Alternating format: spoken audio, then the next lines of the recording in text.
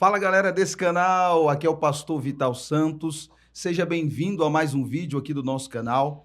E hoje nós temos uma entrevista maravilhosa, uma entrevista sensacional. Você que está se conectando agora, eu convido você a ficar até o final. A entrevista vai ser rápida, vai durar mais ou menos 1 hora e você também pode participar mandando a sua pergunta aqui pelo site aqui do YouTube. Faça a sua pergunta sobre o que você quiser. Nós vamos falar hoje sobre muito assunto importante, muita coisa legal. E hoje eu estou recebendo aqui no meu canal, com muita honra, com muita alegria, o meu pastor Ruimar Fonseca. Seja bem-vindo, pastor, a esse canal, a mais uma entrevista aqui no canal Vital Santos Gospel. Pastor Vital, Patiô, que bom, rapaz, estar aqui com você, que alegria, que privilégio.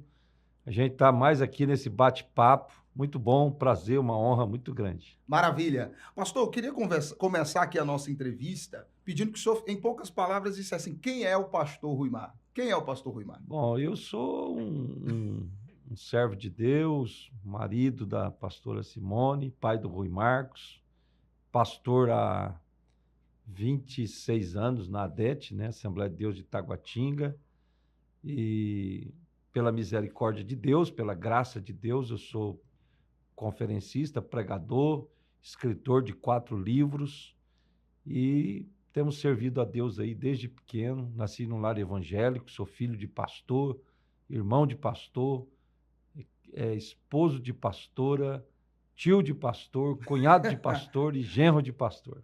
Eita, pastor para tudo quanto é Mas lado. acima de tudo, viu, nós somos servos de Deus, né? Maravilha. Nosso maior título é ser servo. Maravilha, maravilha. Pastor, eu queria começar aqui a nossa entrevista, lembrando você que vai entrar aqui no nosso canal, que você pode participar. Vai ser uma entrevista totalmente interativa, em que você pode fazer a sua pergunta para o pastor Ruimar. Como você já ouviu, o pastor Ruimar ele é pastor, presidente de um grande ministério aqui no Distrito Federal e que está presente em outros estados do Brasil e também em outros países.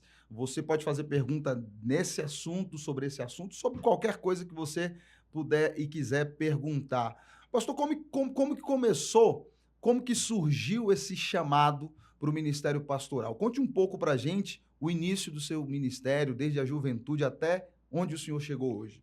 Então, pastor Vital, cada um tem uma experiência de chamado, né? Certo. Eu nasci num lar evangélico, como eu já disse, sempre convivi com pastores, meu pai sempre foi pastor.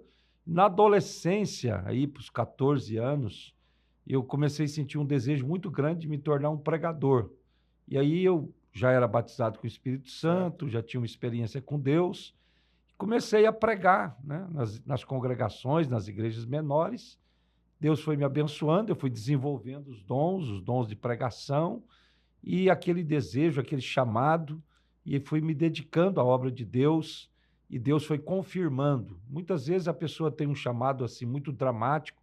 Meu chamado não foi nada assim dramático, eu não vi nenhum anjo, não vi nenhum clarão, nenhum relâmpago, mas Deus foi confirmando isso. Eu penso que o chamado, ele é uma convicção pessoal confirmado pela igreja. Então, por exemplo, na minha adolescência, os irmãos já me chamavam de pastorzinho.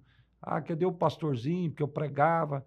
E Deus foi confirmando, abrindo portas, e assim a gente foi crescendo no ministério e desenvolvendo os O dons. senhor chegou a fazer seminário também? Fiz 3 anos, seminário interno, né? Fui morar no seminário lá em Pindamonhangaba. Como é que é esse negócio de seminário, pastor? Como é que funciona? A pessoa mora no seminário? Na época, hoje nós não temos mais esse sistema nesse É, seminário. Na época eu saí da minha cidade, fui estudar com mais de 200 jovens. Eu aham. passei 3 anos. Era um curso de 2, 3 ou 4 anos. Eu passei 3 anos me dedicando integralmente a estudar a Bíblia, a me preparar para o Hum, ministério. Na época, nós tínhamos esse modelo. Ainda temos esse modelo em alguns seminários, mas esse seminário especificamente que eu fiz, que é o IBAD, Instituto uhum, Bíblico da Assembleia de Deus, em Pindamonhangaba, ele já não usa mais esse sistema. Porque hoje nós temos também muitos cursos bons teológicos locais, né? Na época a gente tinha tinha menos menos, né? opções. Hoje você tem, por exemplo, a educação online, à Cursos distância, livres bons também. cursos bíblicos, É. teológicos, que você pode, inclusive, fazer à distância. Entendi. O senhor hoje é presidente da Assembleia de Deus de Taguatinga ADET. Como que foi esse processo Conte um pouco sobre a história desse ministério. Como é que foi? Até o senhor chegar, o início desse ministério. A Assembleia de Deus de Taguatinga é um ministério muito conhecido aqui no Distrito Federal, Sim. né? Tem mais de 50 anos de existência. E eu vim para cá a convite do pastor Ronaldo Fonseca, que é muito conhecido aqui também no Distrito Federal, que é meu irmão. Uhum. Eu vim para cá para ser copastor na igreja. Eu era pastor na Assembleia de Deus do Belenzinho, São Paulo, Ministério do Belenzinho, e lá eu também era pastor auxiliar. Tinha algumas portas sendo abertas para mim, tanto lá como no exterior, mas eu senti o chamado de Deus para vir para cá Sim, sim. e fiquei auxiliando aqui o pastor Ronaldo por muitos anos e participando do ministério há 1 ano e meio, por direção de Deus. Cremos que foi o tempo de Deus. O pastor Ronaldo, então, me passou a liderança do ministério. Nós estamos aí 1 ano e meio conduzindo, pela graça de Deus, pela misericórdia de Deus, servindo a igreja, servindo esse ministério. Nós temos aproximadamente 50 igrejas aqui no Distrito Federal, igrejas também em Palmas, interior de São Paulo, Piauí, e algumas frentes missionárias no mundo, e temos aí desenvolvido esse trabalho para a glória de Deus. Sim. Como é que funciona assim, pastor? Eu tenho essa curiosidade, eu sei que muita gente, talvez, que vai assistir esse vídeo possa ter, inclusive quem sonha, quem almeja o ministério, quem sonha alto, né? Como é que funciona essa rotina de um pastor presidente de um ministério? A rotina administrativa, espiritual, como é que o senhor faz essa administração, por assim dizer? Então, pastor Vital, o pastoreio já é muito dinâmico, né? Todo pastor tem muitas demandas. Sim. E o pastor líder de um ministério, ele tem várias demandas. Por exemplo, questões administrativas da igreja, que nós temos que atender essas questões de administração, as questões de ministeriais, questões de pastoreio, de pastores, de membros, a pregação, o púlpito, que a Sim. gente tem muitas reuniões, temos que estar sempre pregando, ensinando. Então, são demandas muito, muito diversificadas. Muita coisa para Muitas fazer. coisas nós temos que atender. Apesar de que eu sempre uso uma frase, pastor Vital, Sim. que eu digo assim: ninguém faz nada grande sozinho. Se fez sozinho, é porque não é grande. É porque não é Então, grande. nós temos uma equipe muito boa. Uma equipe, por exemplo, nosso ministério é dividido por setores, regiões. Então, nós temos pastores setoriais, nós temos pastores na área administrativa. Graças a Deus, nós temos uma equipe pastoral na sede de pastores de tempo integral, que também nos ajudam nessa administração, liderar, na pregação. Então, assim, eu vejo que um pastor líder de um ministério, líder de uma igreja maior, ele é como um maestro de uma orquestra. Ele tem que harmonizar os dons, as pessoas, a liderança, e ele tem que ficar ali dando a visão, dando o tom da visão, a direção, mas ele não pode se envolver muito a nível operacional. Ele precisa ter Entendi. pessoas que fazem o dia a dia da igreja. Ele tem que ficar mais a nível estratégico, a nível de visão ministerial. Entendi. E uma coisa que o senhor falou, sou esposo da pastora Simone. Qual o papel da esposa do pastor, especificamente da esposa do senhor, no seu ministério, em toda essa máquina, vamos dizer assim, administrativa que o senhor Rapaz, é grande, hein? participa? É grande. Eu louvo a Deus pela vida da pastora Simone. Ela é uma esposa muito sábia e também uma grande líder, no sentido, porque hoje, pastor Vital, veja bem, a maioria dos membros na igreja são mulheres. Então, Sim. geralmente, por exemplo, uma igreja que tem 100 membros, 70 é mulher, 30 é homens. Então, nós não podemos prescindir do ministério feminino. No meu caso, a Simone, ela atende as mulheres, ela prega, ela ensina, é uma pregadora, uma ensinadora também, e sempre aconselhando as mulheres, né? Pastor, muitas vezes você tem essa dificuldade de atender uma mulher e tal, e ela tem esse dom de aconselhamento, dom de ensino. Então, essas demandas ela sempre assume com pastoras, com membros, com membras que estão precisando de aconselhamento. Sim, ela é uma pessoa engajada no ministério. E eu já ouvi muitos pastores falarem, pastor, e reclamarem, assim, de pastores, das esposas, que elas não são engajadas. Como é que o senhor vê isso? E o que o senhor falaria para mulheres, assim, dá um conselho, tem muita gente assistindo e vai assistir esse vídeo, que ele vai permanecer no ar. Como que o pastor que exerce o ministério lida quando a sua esposa não é tão engajada como a sua, por exemplo? Então, pastor Gital, eu tenho uma opinião muito particular sobre isso. Certo. No meu caso, a Simone, ela já tinha um chamado ministerial. Agora, assim, eu sou contra pastores que querem forçar a esposa só porque Certo. ela é esposa de pastor, aí ela tem uma função pastoral. Eu tenho até um amigo meu, que a esposa dele não é muito assim ativa na igreja, e um dia ele foi pregar num congresso e tal, e o pastor começou, é, é, é, é, Ah, começou a querer falar para ele, mas a tua esposa não faz nada, insistir com ele. Ele falou, não, o maior ministério da minha esposa é cuidar de mim. Quer dizer, ela cuida bem de mim.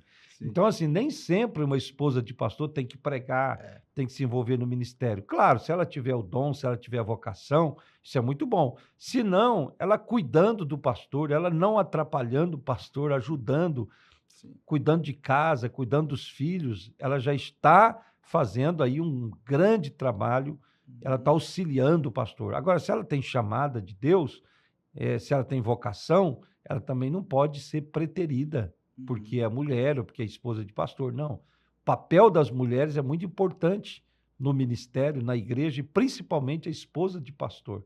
Um pastor que tem uma esposa compreensiva, uma esposa que o ajude, que o auxilie, que esteja junto, ele tem um diferencial no seu ministério.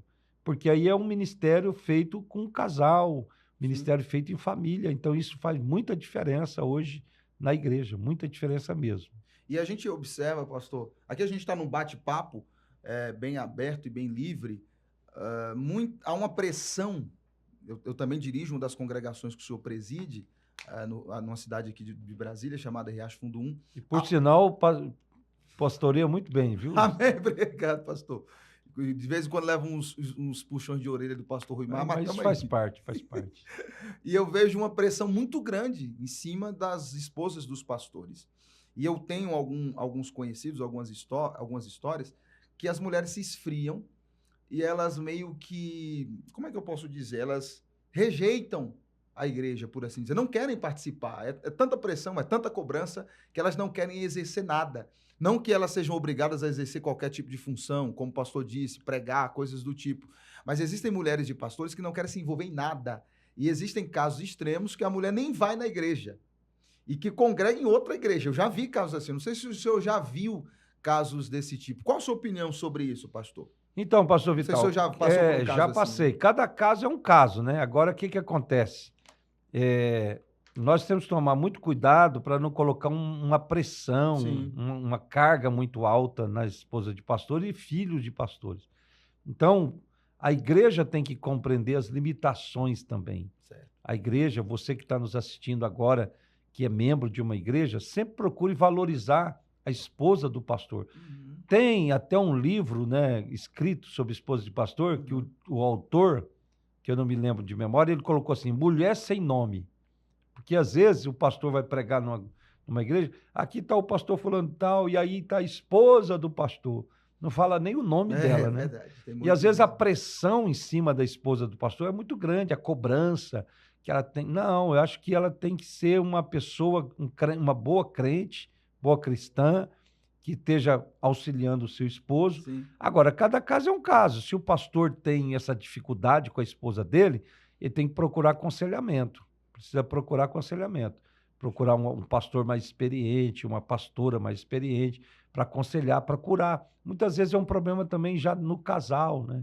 E acaba extrapolando para a igreja. A pessoa está com problema no casamento e acaba extrapolando para a igreja. E aí a esposa quer sair da igreja, quer ir para outra igreja, e aí complica, porque gera muito desgaste para o pastor. Sim. O pastoreio já é muito difícil. Você pastorear sozinho, sem a tua esposa, com a esposa em outra igreja, ou a esposa, aí é complicado, é muito difícil. E eu queria fazer uma pergunta para o pastor, talvez você que está assistindo também tenha essa curiosidade. Eu, como dirigente de congregação, num nível bem menor, claro, já lidei com muitas histórias cabeludas, né, no ministério.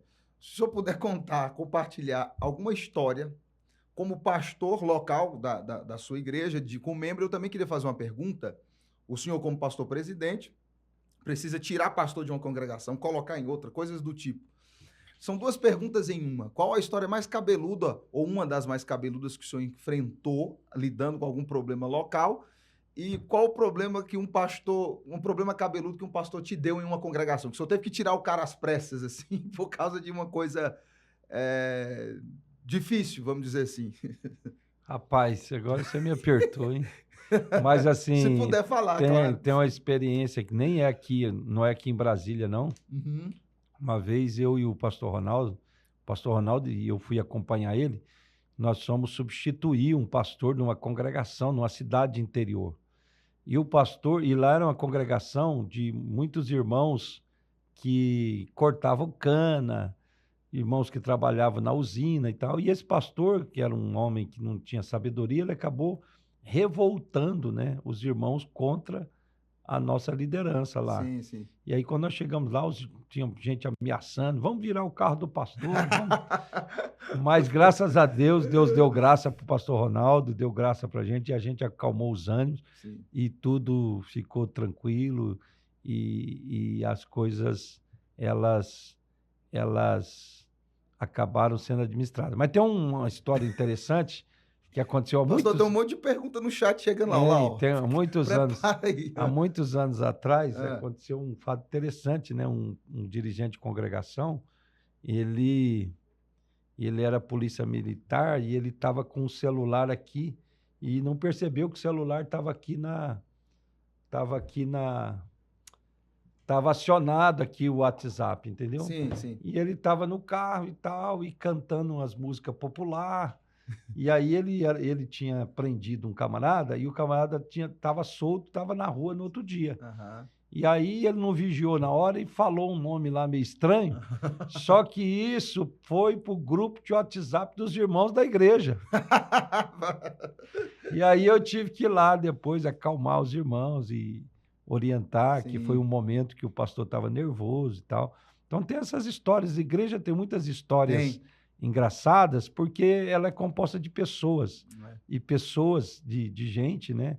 E gente, você tem vários tipos de comportamento. Sim, Então, a gente tem muitas histórias assim, que a gente vai vendo no decorrer da igreja. Deixa eu abrir aqui para o chat aqui, pastor, para a gente ver se a gente consegue fazer aqui algumas perguntas por conta do tempo. Vai participando aqui, vai deixando a sua pergunta. Deixa eu fazer uma pergunta aqui da Vitória.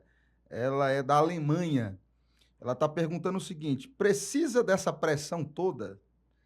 Dessa pressão pastoral toda? Eu acho que é nesse sentido. Precisa dessa Sobre a pressão esposa toda? de pastor, né? Sobre o pastoreio, o pastor precisa reter, eu acho que a pergunta é mais ou menos assim, essa pressão toda? Não deveria, é Vitória o nome dela, É. né? Não deveria, ó, nós estamos internacional, hein? Lá na Alemanha. Não deveria, Vitória, ter essa pressão. Mas, como eu disse, a igreja é feita de pessoas, Sim. pessoas imperfeitas. E nós vemos até na Bíblia, né, nas epístolas de Paulo tendo que lidar com problemas na igreja, na igreja de Corinto, cobrança na liderança. E a liderança, toda liderança, para os nossos pessoas que estão conectadas conosco, toda liderança já tem um preço em si. Certo. Qualquer líder paga um preço. Um líder de uma nação, um líder de uma equipe, um líder de um time de futebol, um líder de uma empresa. Então, o pastor e a pastora, além da pressão de ser líder, ele tem a questão espiritual, a batalha espiritual e também a expectativa das pessoas. Que as pessoas, muitas das vezes, geram uma expectativa que a esposa de pastor ela é perfeita, que o pastor não tem nenhum problema, que o pastor é perfeito, que o pastor não tem defeitos. Esse tipo de expectativa gera pressão na liderança, que não é uma verdade. Pastor e pastora também têm seus problemas, têm as suas dificuldades, tem dia que tem desavença em casa, tem dia que tem briga, tem conflito, tem dificuldade. Então, as pessoas precisam desmistificar essa visão de que pastor é um anjo, que pastor não tem problema, que esposa de pastor não tem problema. Então, por causa disso, muitas vezes tem uma pressão que não deveria ter, né?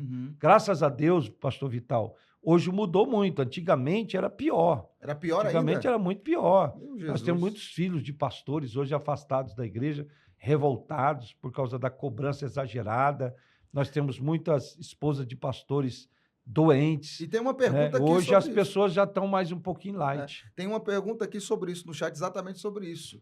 O senhor tem filho, né? Tem um filho. O Marcosão, que é gente boa. Abençoado. E a pergunta é exatamente sobre isso. Eu acho também que os filhos são muito cobrados. Como que o senhor lida para tentar, de certa maneira, blindar o seu filho dessa cobrança e expectativa que também é gerada na família do pastor? Eu criei o Rui Marcos, que hoje está também envolvido na obra conosco, sempre mostrando para ele que não é porque ele era meu filho que ele teria privilégios ou teria cobranças exageradas. Ele era uma criança normal na igreja. Nunca permiti que diácono, que pessoas, por exemplo, porque é o filho do pastor, não pode brincar. Não, ele cresceu na igreja, cresceu normal, como qualquer outra criança. Sim. E graças a Deus, que Deus nos deu graça para mim e para Simone, que hoje ele ama a igreja, ele está envolvido na igreja, ele é líder na igreja, líder de jovem, prega, quer ser pastor também. Isso é um bom sinal, é que ele não se decepcionou com a igreja. Ele viu que igreja é um lugar saudável, de pessoas abençoadas, pessoas que amam, pessoas que respeitam. Claro, tem pessoas difíceis, mais complicadas, mas, no geral, a igreja é uma benção. A igreja é uma benção. Vamos para mais um aqui do chat, para eu voltar para as minhas perguntas e depois a gente volta de novo para o chat.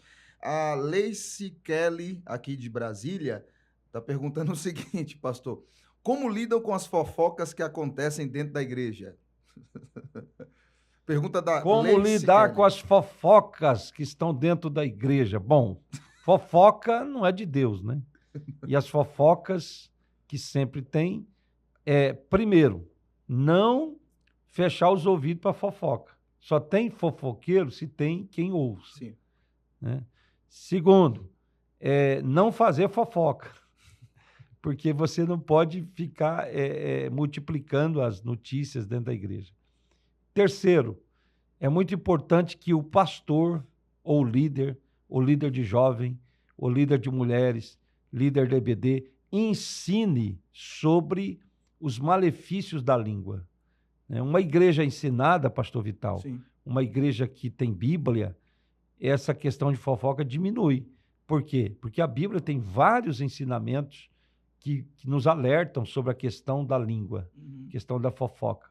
Então, infelizmente, tem muitas igrejas que têm até uma doença, muita fofoca, porque muitas vezes o líder não tem essa sabedoria de cortar, de ensinar, de exortar, de mostrar biblicamente os malefícios que são essas questões, muitas vezes que multiplicam, acaba entristecendo as pessoas. Sim, fofoca é um mal terrível e que eu, com uma experiência muito menor que o pastor Rui Matos tem, já passei por isso, já aconteceram coisas assim muito ruins no meu ministério por conta de fofoca e é muito difícil lidar com isso.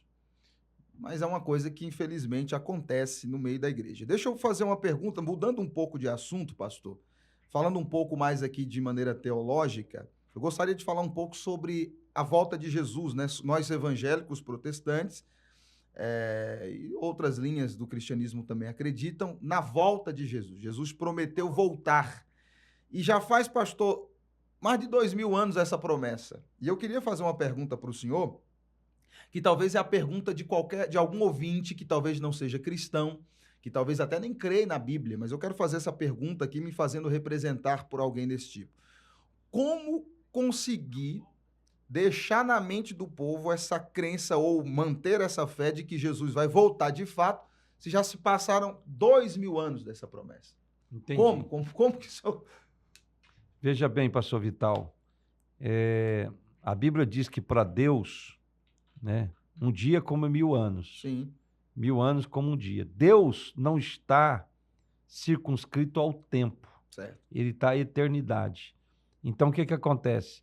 O fato de Jesus ter prometido que retornaria e ainda não aconteceu, nós temos que entender que isso faz parte da soberania de Deus. Certo. Deus, ele é soberano no tempo. Está demorando para nós, mas isso do ponto de vista da eternidade, da perspectiva divina, não. E outra coisa, muitas das vezes Jesus não está voltando, mas as pessoas estão indo. Certo. Quer dizer, a pessoa está indo de encontro ao Senhor Jesus. Então, a gente tem que sempre manter alerta, todos os sinais da vinda de Cristo sempre aconteceram, mas agora os sinais estão... Quais, pastor? Cite alguns, por exemplo, guerras, pestes, a epidemia, essa pandemia mundial que foi o Covid. Nós estamos vendo as guerras multiplicando, Israel cada dia mais acossado. Né? A Bíblia diz que vai vir Gog e Magog do norte. Eu não sou especialista em escatologia, mas a gente lê, a gente ouve, estuda de vez em quando, e nós temos os especialistas em escatologia. Mas veja bem, a China e a Rússia, que são nações que vêm do norte, tudo leva a crer que a política mundial, Israel está sendo cada vez mais acossado. Hoje, Israel tem a bênção dos Estados Unidos, a proteção dos Estados Unidos. Mas quando os Estados Unidos tirar a mão de Israel, então o mundo todo vai se voltar contra Israel. Então a gente está vendo essas doenças, guerras, terremotos, a iniquidade se aumentando cada vez mais. Tudo isso é sinal da vinda de Jesus. E a Bíblia fala sobre a figura de um anticristo, nesse surgimento aí, e existe também uma posição onde que Jesus vem buscar a igreja, existe uma coisa chamada tribulação, grande tribulação, e aí tem aqueles que acreditam que Jesus vai vir buscar a igreja antes dessa grande tribulação, outros no meio, outros pós. O que o senhor acha disso? Qual seria a sua posição teológica nesse sentido? Pastor Vital, veja bem, eu tenho a posição tradicional da Assembleia de Deus. Pré-tribulacionista. Que são pré-tribulacionistas. Mas tem textos que te dão base também para outras versões. Certo. Eu não gosto muito de entrar nesses detalhes, assim, não me prendo muito a esses detalhes. Eu penso o seguinte, quando a vinda de Jesus, primeiro nós temos que crer nela, nós temos que estar preparados para ela e temos que anunciar a vinda de Jesus. Agora, eu creio que nós somos pré-tribulacionistas, porque eu creio que Jesus vai voltar e levar a igreja, e a igreja não vai passar pela grande tribulação. Agora, existem outras vertentes, outros segmentos que a gente tem que respeitar, outros teólogos que têm base para isso, mas o mais importante é estar preparado para a vinda de Jesus. A minha escatologia é essa. Jesus vai vir e eu vou subir. Pronto. Agora, se vai ser... Então, a gente tem que... Porque tem muita especulação. Tem muita especulação. As pessoas especulam demais. Quem vai ser o anticristo? O anticristo vai ser o fulano, vai ser o Beltrano? Como é que vai ser a vinda de Jesus e tal?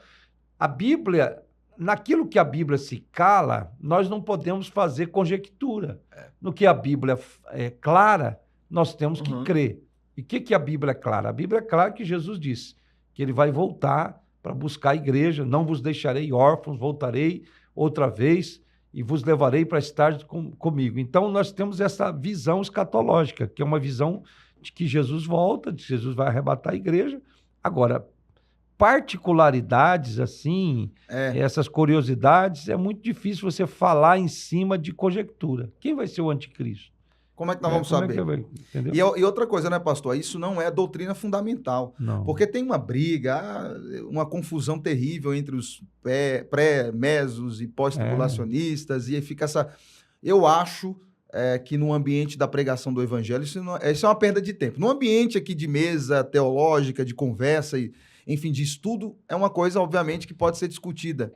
Mas eu vejo muita seminário, né, para os acadêmicos que eles querem discutir essas questões, são importantes. E é importante também você saber algumas coisas, mas não ficar preso a confabulações, a fantasia. Eu já vi gente inventando tanta coisa. Sim, sim. Inclusive pessoas marcando até o dia que Jesus vai voltar. já aconteceu datas, já fizeram muitas datas. Isso aí. É complicado. De que Jesus... Deixa eu voltar para o chat aqui, tem uma galera perguntando. Alessandra Souza, pastor, está perguntando para o senhor aqui o seguinte. Pastor, uma dúvida. Me batizei com 12 anos de idade. Posso me batizar de novo? Pronto, essa aqui é uma pergunta legal. Há muita dúvida sobre isso, inclusive pastores, de como lidar com isso. Existe mais de um batismo, pastor? Respondendo a pergunta dessa irmã e já explicando um pouco sobre isso. Bom, eu vou falar aqui a minha opinião, né? A nossa linha, respeitando outras linhas. Eu creio, pastor Vital, que o batismo ele é um ato de fé. É um ato de fé da pessoa. Então, por exemplo, tem pessoas que se batizaram muito criança, Aham. pode ser o caso dessa menina, 12 anos. e Ela se batizou sem convicção. Batizou porque o pai forçou, batizou porque por outras circunstâncias, e a pessoa eu queria batizar de novo, porque agora sim eu tive uma experiência com Deus, agora eu nasci de novo. Eu não vejo problema nisso. Eu penso que isso depende muito da convicção da pessoa. Uhum. Agora, se a pessoa se batizou e diz, não, eu creio que o meu batismo foi válido, eu estava na presença de Deus, eu tinha uma experiência com Deus, tudo bem. Agora, se é uma decisão da pessoa, se ela pensa que ela batizou despreparada, que ela não tinha convicção na época, eu não vejo problema, porque é um ato de fé da pessoa entre ela e Deus. Sim, sim. Né? Sim. Não é um canônico, não é algo, não é uma doutrina não, só pode batizar uma vez, não. Eu vejo isso muito pela convicção pessoal da pessoa. Uhum. E como é que você vai negar um novo batismo para alguém que diz, não, pastor, eu tomei foi um banho. Não tive convicção. Eu tomei não foi um lá. banho, eu tinha 12 anos, tinha 10 anos, 11 anos, eu me batizar lá, nem sabia o que estava acontecendo. Uhum. E hoje eu tenho um desejo de confirmar minha fé de novo e tal. E eu não vejo problema nenhum nisso. Legal, legal. Nossa entrevista está sendo uma bênção. Aqui o nosso bate-papo ao vivo aqui no canal Vital Santos Gospel. Você pode compartilhar esse link, se você puder, você que está ao vivo agora, você pode compartilhar esse chat, esse link da nossa entrevista e vai fazendo pergunta aí que a gente vai fazendo na medida que a entrevista vai avançando. Eu queria mudar um pouco de assunto, pastor, e fazer uma pergunta. O senhor tem alguma profissão, vamos usar a expressão secular, ou o senhor vive 100% do ministério pastoral? Veja bem, eu sou formado eu sou bacharel em Direito. Ah, Né? é? Mas assim, eu sempre me dediquei em tempo integral ao ministério, desde 18 anos. Quando eu fui para o seminário, eu passei a me dedicar apenas à igreja, porque é um chamado de Deus, eu respeito quem tem o pastor bivocacional. Ele tem um trabalho secular e ele tem também atividade na igreja. Isso é muito bom, inclusive, em alguns aspectos, porque isso faz o pastor ter contato com outras pessoas. Sim. Hoje em dia, por exemplo, na época que eu me dediquei à obra de Deus, tinha muito essa ideia do pastor de tempo integral e tal. E aí eu fui me envolvendo e hoje eu não tenho tempo, o meu tempo é absorvido 100% na igreja e falta tempo. Mas também é interessante o pastor que tem outra atividade. Se ele pode conciliar, eu vejo isso com bons olhos. Não, legal. E há uma polêmica muito grande nessa coisa de pastores que vivem do ministério de tempo integral.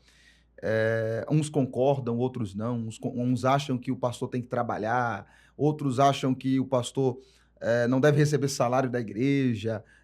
Qual a sua opinião sobre isso, pastor? E qual conselho o senhor daria para essas pessoas que criticam pastores que vivem do ministério? Eu, particularmente, aqui dando uma opinião particular, na minha opinião, o cenário ideal, com as ressalvas do ponto negativo, é que o pastor viva do ministério, viva 100% voltado, porque eu acho que esse pastor ele produz muito mais. Claro. Eu tenho empresa, sou microempresário, eu tenho um olhar muito administrativo. Eu acho que se você investe num pastor que trabalha 100% do seu tempo voltado para a igreja, esse investimento vai voltar em número de pessoas Claro. E, consequentemente, em arrecadação. Lógico, a gente precisa olhar para essa perspectiva. Tem o ponto negativo, mas se você pegar um bom obreiro que produz, que frutifica, essa é uma visão da Universal, por exemplo.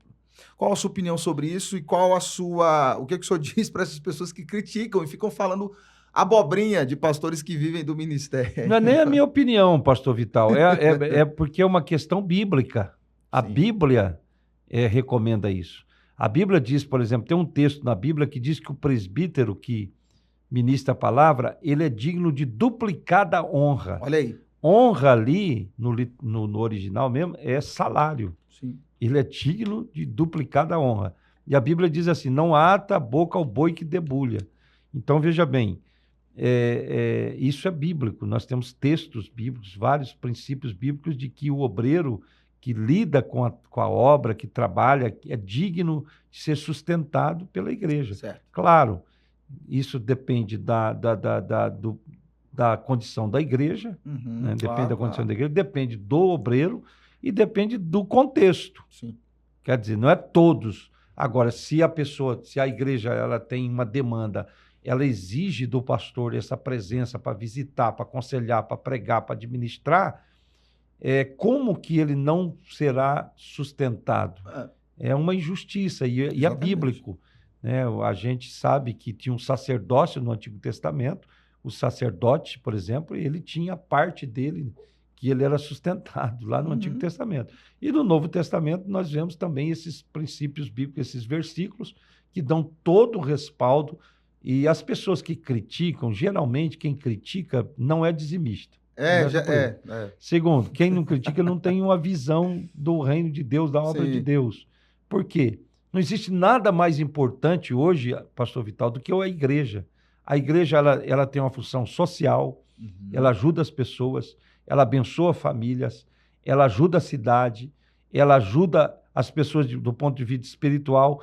Então, se você tem condições de abençoar o seu pastor, abençoe, né? Você que é membro de igreja, que está nos assistindo agora, seja generoso, abençoe a igreja, abençoe o seu pastor, né? Agora, a gente tem também muitos pastores, infelizmente, né, preguiçosos. Tem. Então, muitos que querem se escorar na igreja. E isso também é um mal.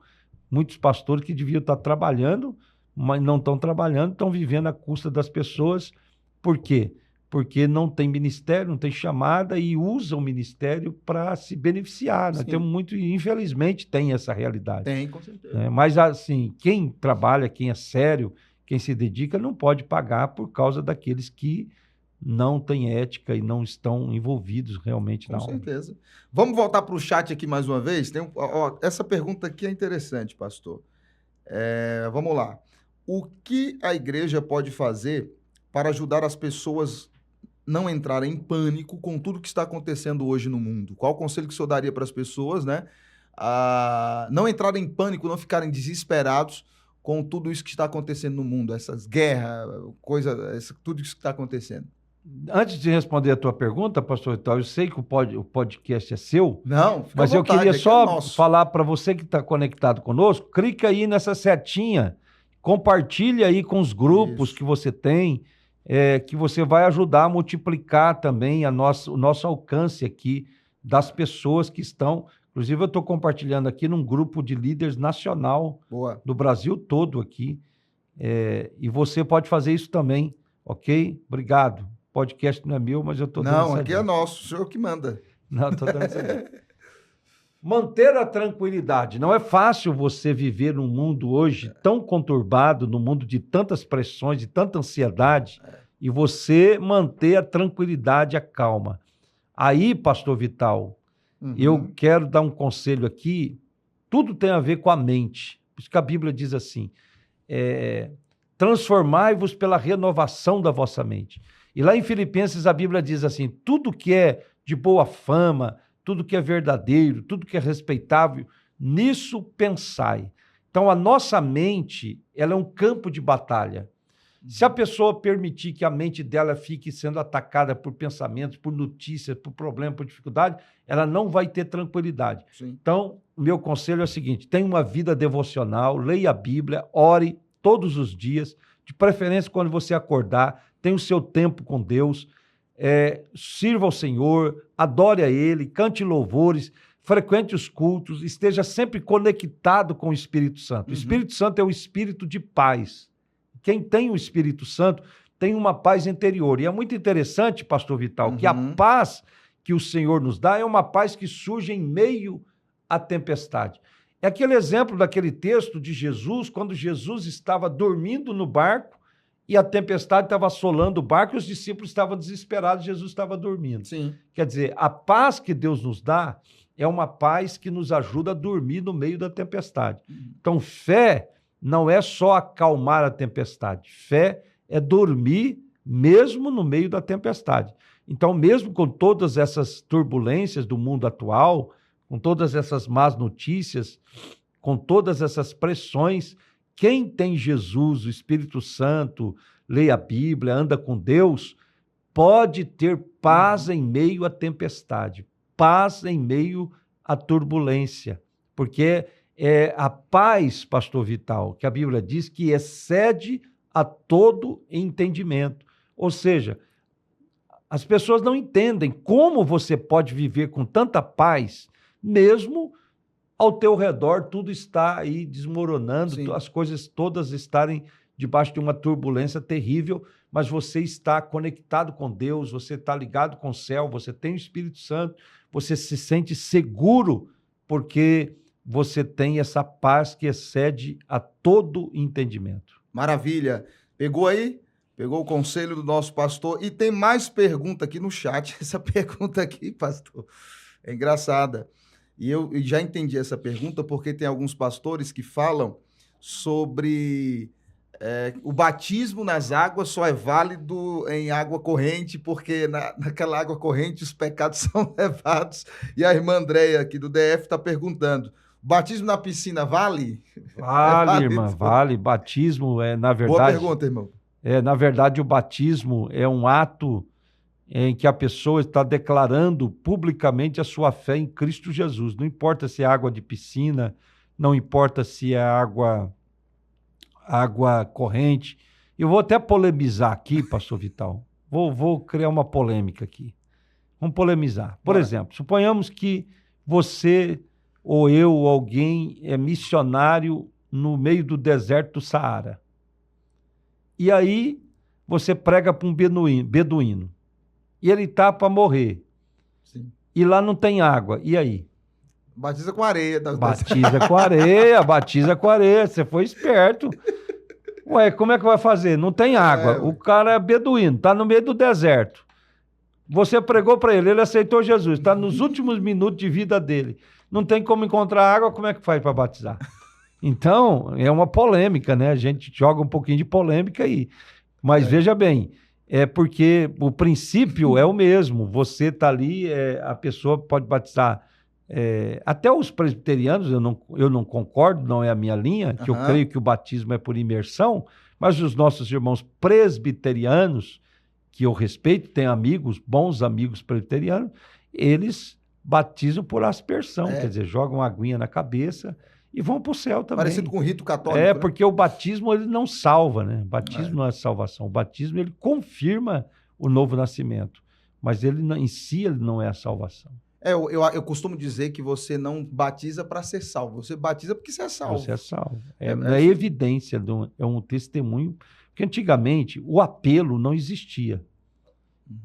Tem gente que pensa que esse apelo que a gente faz aqui não tinha nos cultos. Como é que era a confissão de fé de uma pessoa quando ela se tornava cristã? Era o batismo. Tanto que, por exemplo, a pessoa aceitava Jesus, na hora ela era batizada. Não tinha esse tempo de espera, não. Ele era batizado na hora. Lembra lá do Filipe? Com o rapaz lá o eunuco da rainha? Sim. Ele pregou, creu, falou, tem água aqui. O que me impede de ser batizado? Porque a demonstração de fé da pessoa era o batismo. Sim. Maravilha. Tá respondido então aí, irmã Andréia, irmã, ou enfim, aqui do Distrito Federal. Pastor, vamos falar um pouco de política? Pode, pastor, falar de política? Pode falar de qualquer coisa aqui. Estou aberto. Vamos falar um pouquinho de política de uma perspectiva nossa. Eu sou evangélico protestante, como eu já disse, sou pastor, dirijo uma congregação do Ministério ADET, presidido pelo pastor Rui Mar. Pastor, qual a posição que um crente, que um servo de Deus deve manter em relação à política? Mais em cima do muro, mais indiferente, mais participativa? Qual a opinião do senhor sobre isso? Bom, a política é muito importante. Nós temos que tomar muito cuidado com essa demonização da política. Sim. Isso aí é ruim. Quando as pessoas começam política, todo mundo que está na política é ladrão, todo mundo, política não presta. E com esse discurso, pastor Vital, as pessoas que não têm princípios, elas vão ocupando os espaços na política. Agora, veja bem, a igreja do Senhor Jesus, existe a igreja organismo, que é a igreja espiritual, e existe a igreja organização. Então, a igreja como organização, ela é uma instituição da sociedade. Como instituição da sociedade, ela tem que ter uma voz profética para a sociedade, no sentido de alertar, orientar, influenciar.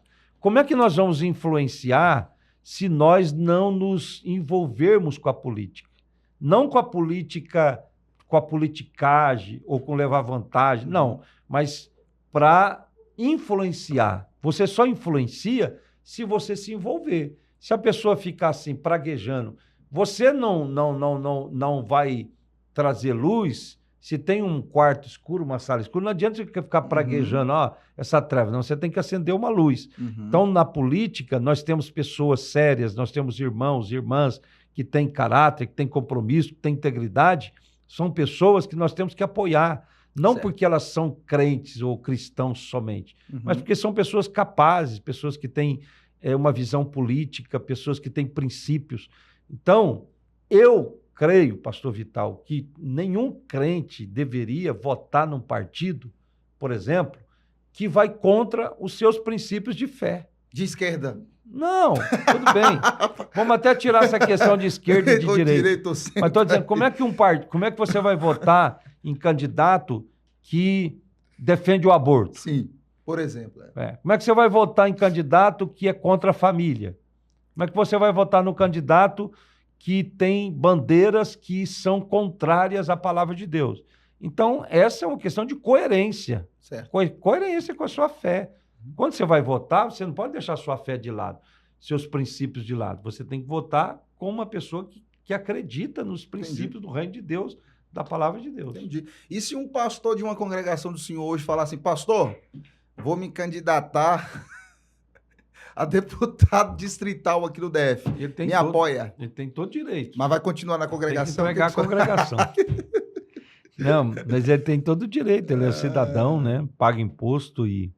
Mas o senhor não concorda, então, que ele seja candidato e continue dirigindo uma congregação? Isso é uma opinião minha. Sim, claro. Opinião pessoal. Eu respeito pastores que são políticos, pastores de igreja que são políticos. Mas eu penso que é servir a dois senhores, porque a igreja exige muito do pastor, né? E a política também. Também todo político, pastor Vital, ele atrai críticas, ele entra na política partidária, ele é exposto, muitas vezes, na imprensa e tal, e isso acaba misturando com a imagem da igreja. Uma outra coisa que eu sou contra é político que usa o título de pastor. Por exemplo, vote no pastor fulano de tal, Sim. E faz o santinho lá. Não, acho que tem que votar no João, no Zé, no Manuel. Você não precisa usar o teu título, né, para atrair, confundir as pessoas, porque aí já joga uma imagem de um religioso que não tem nada a ver. Eu penso assim. Sim, sim. Boa. Meus amigos, deixa eu te pedir uma coisa aqui. Você que está online, compartilha o link dessa live. Faltam 10 minutos, pastor. Só, mas eu gosto de passar rápido. Passaram 50 minutos já, misericórdia. Não tem como estender mais, não? Nós vamos gastar esses 10 minutos, voltando aqui para o chat. Tem uma pergunta interessante aqui, pastor. Depressão e ansiedade são sinais de falta de fé? Essa pergunta ela é uma pergunta muito importante. Interessante. Né? Muito interessante. Sabe por quê? Não, necessariamente não. Depressão e ansiedade pode ser doença. Por exemplo, a depressão ela pode ser uma doença emocional, como o dente da pessoa, o coração, o rim, o pulmão adoece. Sim. Então, a ansiedade ela pode ser falta de fé, pode ser pecado, como pode ser uma emoção, um sentimento que a pessoa tenha. Então, a gente tem que tomar muito cuidado para não classificar a pessoa que está deprimida, está ansiosa, que ela está em pecado, que ela tem isso, tem aquilo, ela não crê em Deus. Não, pode ser que tenha um fundo espiritual, a ansiedade e a depressão. A ansiedade, principalmente. O que é ansiedade? Muitas vezes, a ansiedade é uma falta de confiança em Deus. Muitas vezes a pessoa está ansiosa porque ela não está confiando suficientemente nas palavras que Jesus disse. Não andeis ansiosos. Mas nem toda ansiedade, nem toda depressão tem um fundo espiritual ou fundo de desobediência da palavra de Deus. Ela pode ter uma questão biológica, física. Existem pessoas que têm descompensação no organismo de alguns elementos. Eu não posso falar aqui porque eu não sou profissional da área, mas qualquer bom psicólogo, psiquiatra, ou você lendo na internet, você vai ver que existem alguns hormônios que, quando estão em falta no corpo, geram depressão, gera ansiedade. E nós temos vários exemplos na Bíblia, por exemplo, Elias foi um grande homem de Deus, orou, o céu fechou, o céu abriu, e Elias entrou num quadro depressivo, né, pedindo para morrer, pedindo... Então, nem todo crente que está com depressão é de fundo espiritual. Dentro desse assunto sobre depressão, vou entrar até numa pergunta aqui um pouco mais pesada. Existem muitos servos de Deus, inclusive pastores até, que acabam atentando contra a própria vida, pastor. E o senhor, como um pastor muito sábio, que tem uma retórica, uma palavra bem que nos atinge, o que o senhor falaria para alguém que está assistindo ou vai assistir, porque esse vídeo vai ficar no ar e ele vai reverberar durante muito tempo e muitas pessoas irão assistir esse vídeo. O que o senhor falaria para alguém que está ou irá assistir esse vídeo em algum momento, que está pensando em tentar contra a sua própria vida ou está em quadro de depressão muito profundo? Procure ajuda urgentemente, porque tem alguns problemas na nossa vida, pastor Vital, que nós não conseguimos superar sozinhos. Então, se uma pessoa está sendo tentada, porque veja bem, pastor Vital, os pensamentos eles começam a vir paulatinamente. Uhum. Ninguém tira a vida de uma hora para outra. Vem um pensamento, um ataque, às vezes pode ser demoníaco, sim, pode ser emocional, e a pessoa começa a considerar essa possibilidade. No primeiro momento, a pessoa já tem que procurar ajuda.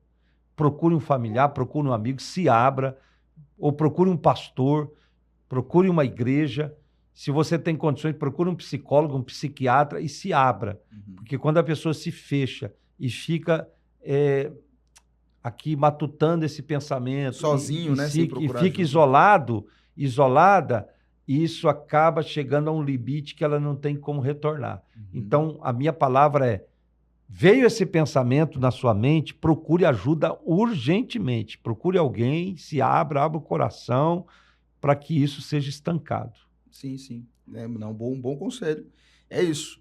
Você que tem algum tipo de depressão, tristeza profunda, eu conheço muita gente que está passando por isso. E dentro desse quadro, me lembrei de uma pergunta que eu quero fazer, de um conselho que o senhor vai dar, pastor. Boa. Ainda dentro desse quadro de depressão e ansiedade, nós estamos na era da internet. E eu já peguei casos, não só na igreja que eu dirijo lá do Ministério ADET, mas de outras pessoas que estão com ansiedade e depressão que foram desencadeadas em vícios em jogos. Isso é problema.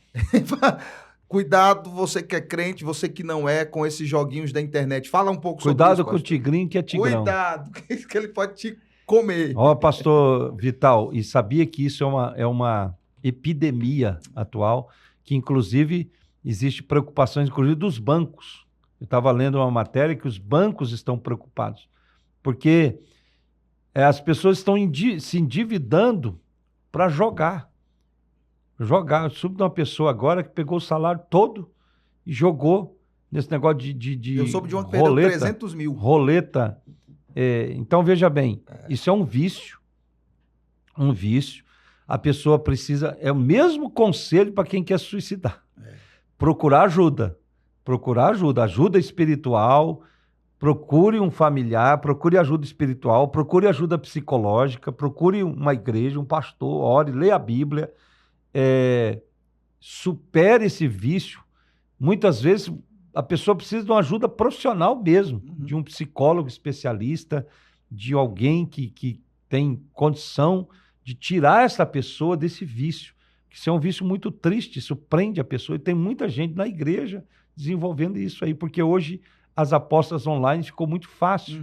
Então nós temos que pregar, ensinar, falar contra isso e alertar as pessoas, porque a Bíblia diz: um abismo chama outro abismo. A pessoa começa brincadeirinha ali, vou jogar R$10, R$15, R$20, daqui a pouco está jogando 1.000, 5.000, 100.000, e começa a ficar com as pessoas, por exemplo, já sei notícias de pessoas que estão endividadas com agiotas, porque não estão conseguindo estancar essa compulsão para jogar. Isso é uma doença espiritual e uma doença emocional. Como doença, precisa ser tratada. Toda doença tem que ser tratada. Se não tratar, não vai curar. Agora, a pessoa tem que abrir os olhos, se alertar, um parente, um familiar, aconselhar, procurar tirar essa pessoa desse quadro para ela superar esse vício que é um vício terrível. Terrível. Eu visito clínicas de vez em quando e tem um mês, 2 meses atrás, eu estive em uma clínica em que existem muitas pessoas que estão internadas em clínicas de recuperação, misturadas ali com pessoas com vício em álcool, vício em drogas, pessoas que estão viciadas em jogos. Atenção, isso aqui é muito sério que o pastor Ruimar falou. Pessoas que estão viciadas em jogos, e um certo psicólogo falou o seguinte, psiquiatra falou o seguinte, o vício em jogos é pior do que a esquizofrenia, porque já existem remédios que controlam o ímpeto da esquizofrenia, mas não existem remédios que controlam o ímpeto do vício em jogos. Então procure ajuda, procure uma clínica psiquiátrica, é um problema emocional, mental mesmo, você não vai conseguir lidar com isso sozinho. Vou alertar aqui mais uma vez, você não vai conseguir lidar com esse vício sozinho, não é brincadeira. Você que nunca jogou, nem comece. Cuidado com o celular dos seus filhos também. O Tigrinho, por exemplo, é um tipo de jogo que tem uma figura, uma imagem gráfica inocente, justamente para atrair e passar a imagem de inocência para enganar. Eu vou até usar uma expressão aqui, eles enganam muitas pessoas, roubam e riem da cara dessas pessoas que estão vendendo casa, pedindo dinheiro emprestado, vendendo móveis, casamentos estão sendo destruídos, famílias estão sendo destruídas, pessoas estão tentando contra a própria vida por causa desse vício. Então, muito cuidado com o Tigrão e com outros jogos, né? É muito importante esse alerta. Tem outra pergunta aqui no chat, pastor, para a gente entrar no encerramento. É uma pergunta voltando para a questão bíblica, né? Josiel Bento Veras, não disse de onde é, pergunta o seguinte, por que Jessé não chamou Davi uma vez que o profeta ordenou reunir todos os seus filhos? Davi não era filho legítimo de Jessé? Tem umas teorias que dizem que não, que Davi foi um filho bastardo, mas a Bíblia não nos mostra isso claramente. Davi era um pastor de ovelhas, eu penso que ele era o menor, né? O menor da família, estava ocupado lá cuidando de ovelhas. O Jessé falou, não, deixa ele lá cuidando de ovelhas. Talvez não botava muita fé nele, muito crédito nele, achava que os outros seriam reis. Davi tinha uma aparência mais frágil. Davi era o caçula. O caçula, na época, não tinha... Geralmente era o primogênito, era o filho, mas o caçula era o caçulinha lá, talvez não botava muita fé no Davi, e o Samuel teve que lembrar ele, e aí, não tem mais nenhum, não. Tem mais um aí. Por aí. Para você chamar, né? É isso aí. E, pastor, deixa eu só, para a gente entrar no encerramento, deixa eu só falar uma coisa. Eu acho que o Josiel, eu sei quem ele é. Se for o nosso irmão lá, o Diácono Josiel, um abraço aí, Josiel. O Josiel Bento Veras, deve ser então, pastor. Deixa eu pedir uma coisa para vocês. Nós vamos encerrar daqui a pouco a live. Fica aí, a gente ainda não encerrou. Quando nós encerrarmos a live, o link da live vai sair do ar e vai ser gerado um novo link com a entrevista gravada em que você possa compartilhar para pessoas assistirem depois. Muita gente pode estar trabalhando em alguma ocupação agora e não consegue acompanhar aqui ao vivo. Nós vamos liberar, disponibilizar essa entrevista posteriormente para você. Pastor, qual o conselho que o senhor dá para pessoas que estão prospectando o ministério pastoral em serem grandes e assim por diante? Qual o conselho que o senhor dá para quem está começando agora? Se preocupe com a profundidade do seu ministério e Deus cuidará da extensão. Boa. Se a pessoa cuida da profundidade, o alargar das fronteiras é com Deus.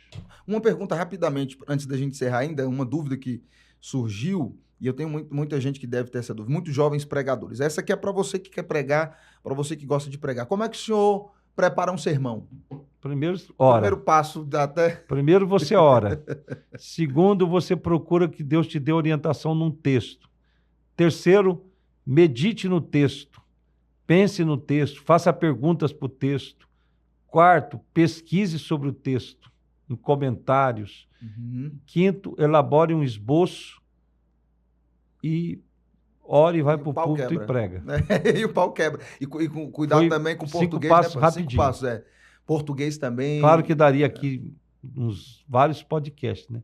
Quem sabe a gente pode fazer depois só para pregador. Não, nós vamos fazer, não. O pastor vai voltar sobre sempre. Pregar. Pregação. O pastor Ruimar é um exímio pregador, inclusive eu participei, já ouvi várias mensagens do pastor Ruimar, Mas uma das que me marcaram recentemente foi uma que a gente participou no encontro de casais para pastores em Caldas Novas. Ali eu percebi, Deus falou muito comigo, até chorei. Você que me conhece sabe que é muito raro o pastor Vital chorar. Tem gente que pensa que eu tenho um coração de pedra, pastor que não chora. Mas nessas duas ministrações que a gente ouviu lá naquela ocasião, foram ministrações que tocaram o meu coração. O pastor é um exímio pregador, tem um estilo muito legal de pregar. Eu já sou meio pipocado, eu já sou meio doido. Não, Deus, a glória de Deus, nós somos só servos. Ai, aleluia. Que bom estar aqui com vocês até esse momento. Dá vontade de não encerrar esse negócio aqui, mas não tem jeito, pastor. Chegamos ao fim aqui da nossa live. Pastor, olhando para aquela câmera, antes de eu me despedir, o pastor vai mandar uma mensagem de fé para aquela câmera branca. Deixa uma mensagem de fé, sabe, de encorajamento para esse povo que está aqui até agora e aqueles que irão assistir. Sirva a Deus de todo o teu coração, confie nele, ande com ele, viva para ele. Viver para Deus e com Deus é a melhor opção, é a melhor decisão que você pode fazer na sua vida. Que Deus te abençoe, abençoe sua casa, sua família, abençoe os seus negócios, seus empreendimentos, sua profissão. Sirva a Deus com alegria. Maravilha. Muito obrigado, pastor, por mais essa abraço, participação. Vital. Muito obrigado. É uma honra. Você que nos acompanhou até agora e vai assistir esse vídeo, muito obrigado. Eu agradeço aí a sua audiência. Fique ligado aqui no canal Vital Santos Gospel. Próxima segunda eu vou entrevistar a doutora Milena Câmara.